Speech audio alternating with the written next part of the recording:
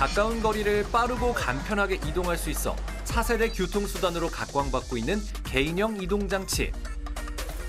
2018년 공유 전동 킥보드 사업이 시작된 이후 이용자가 급격히 증가했습니다.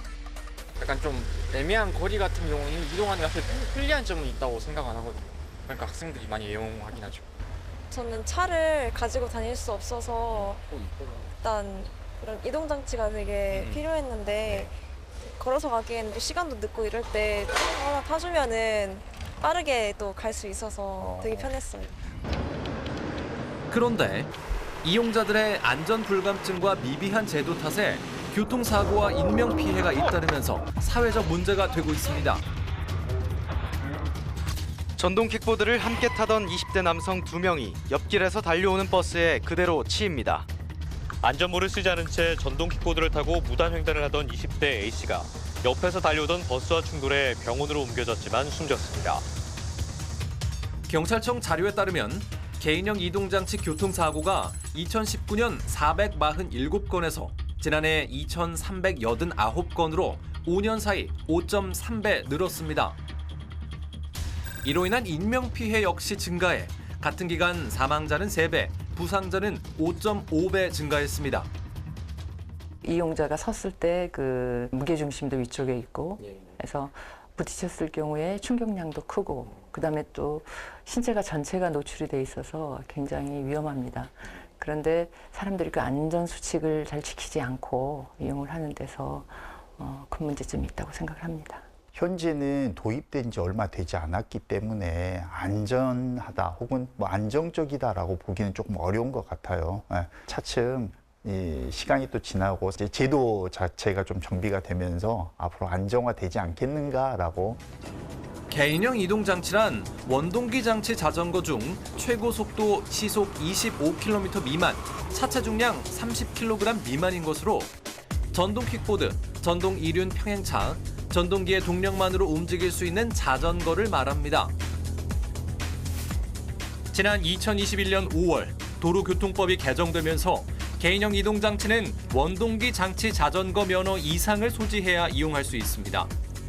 또한 2인 이상 탑승, 음주운전, 자전거 도로나 차도가 아닌 인도주행, 안전모 미착용 등은 모두 범칙금 부과 대상입니다.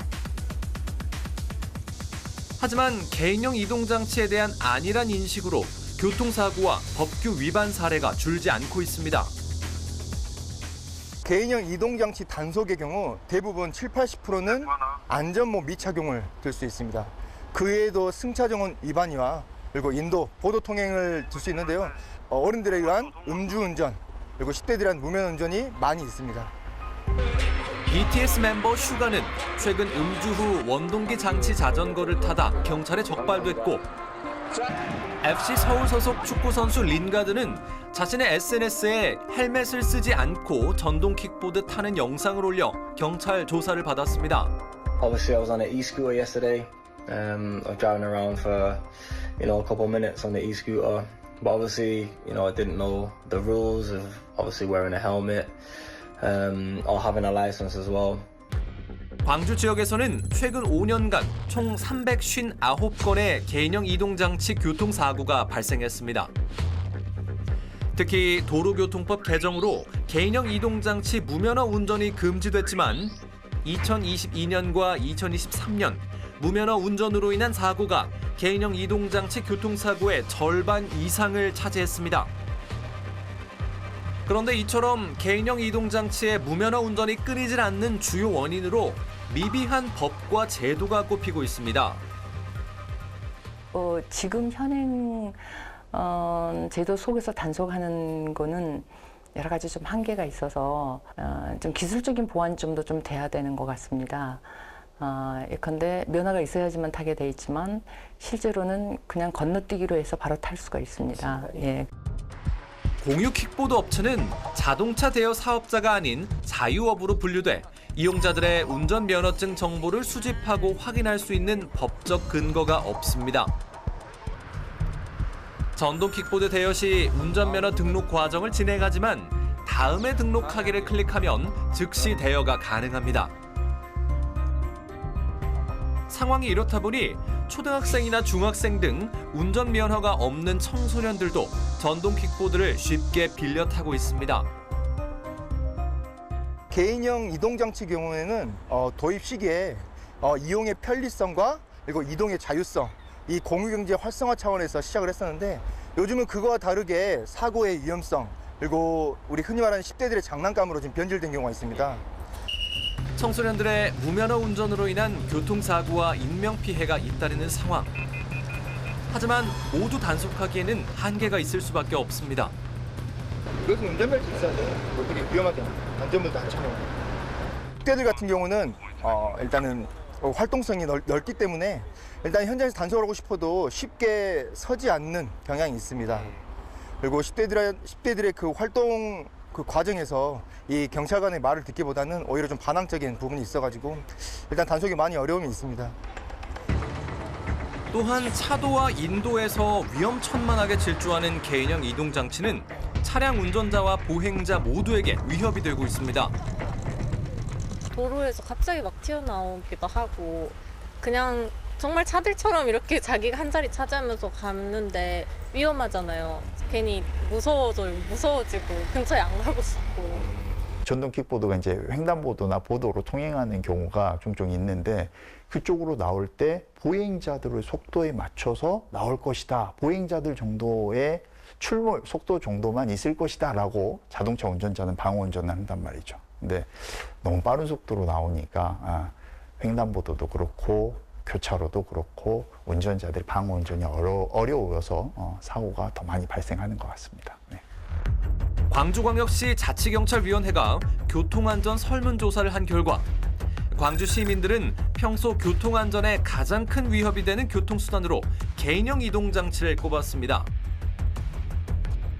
빠른 속도로 갑자기 튀어나와 킹란이라고 불리는 전동 킥보드는 도로 위 크고 작은 사고의 주범이 되고 있습니다. 골목길을 가고 있었는데 저도 이제 초행길이다 보니까 나는 선행한다면서 가고 있었는데 이제 엄청 빠르게 질주하고 있는 그 전동 킥보드 2대랑 이제 딱 그 사거리에서 딱 부딪히게 된 거예요. 그래서 나중에 경찰이랑 다 오고 나서 이야기를 해보니까 전동 킥보드가 2대였는데 그 자기들끼리 이제 시합을 한다고 경쟁을 한다고 최대한 밟아가지고 빠르게 내려오고 있었다고 하더라고요. 내리막길에서 전동 킥보드의 가속도가 붙으면서 부딪힌 차량은 문이 닫히지 않을 정도로 손상됐고 전동 킥보드 이용자 또한 상해 피해를 크게 입었습니다. 전동 킥보드는 그냥 걸어가는 사람하고 신고랑 똑같다고 생각하거든요. 전동 킥보드가 뭐 사람을 막아주고 이렇게 보호해주진 않으니까 전동 킥보드 타고 뭐 인도를 달리든 차도를 달리는 사람들만 보면 우선 최대한 멀리 떨어지려고 하고 그쪽으로 안 가게 되는 게 있죠.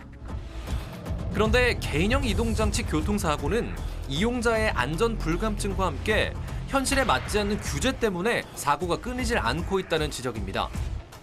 헬멧 쓰게 만들고 또 속도는 높여놓고 또 운행 방법도 자전거 도로나 전용 도로나 아니면은 일반 도로로 내보내는데 이거 죽는 거나 다름이 없어요. 그래서 타는 사람도 공포스럽고 차 옆에 전동 킥보드 지나가면 이 공포스럽게 운전을 하는 분들도 굉장히 많거든요. 죽기 싫어서 보도로 올라온다는 거죠. 도로교통법상 개인형 이동장치는 자전거 전용 도로나 차도의 우측 가장자리를 이용해야 하지만 일반 도로에서는 곧바로 좌회전을 할 수 없고 직진 후 방향을 바꿔 다시 직진하는 방식으로 주행해야 합니다.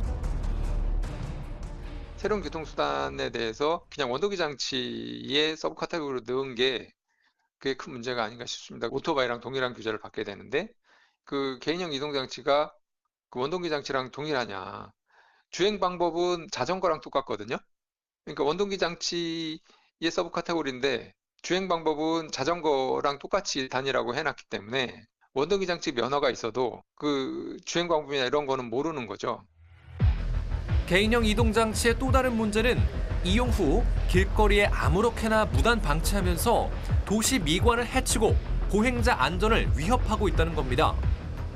저희가 단속하다 보면은 그냥 이렇게 함부로 버려두고 가는 경우가 있는데 저희는 그럴 때는 또 걸어다니다 다칠 수 있기 때문에 저희가 정리를 하고 있습니다. 이런 경우가 좀 많습니까, 도로에? 네, 맞습니다. 이렇게 잘 세워두는 경우도 있지만 학생들이 타다 그냥 잃어버리고 가는 경우들이 있어가지고 그때는 저희가 정리를 좀 하고 있습니다.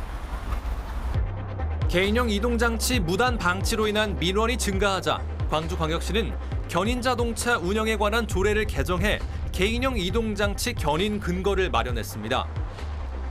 이를 토대로 광주 5개 자치구 중 최초로 남구가 올 7월부터 단속반을 꾸려 무단 방치된 개인형 이동장치를 강제 견인하고 업체에 과태료를 부과하고 있습니다.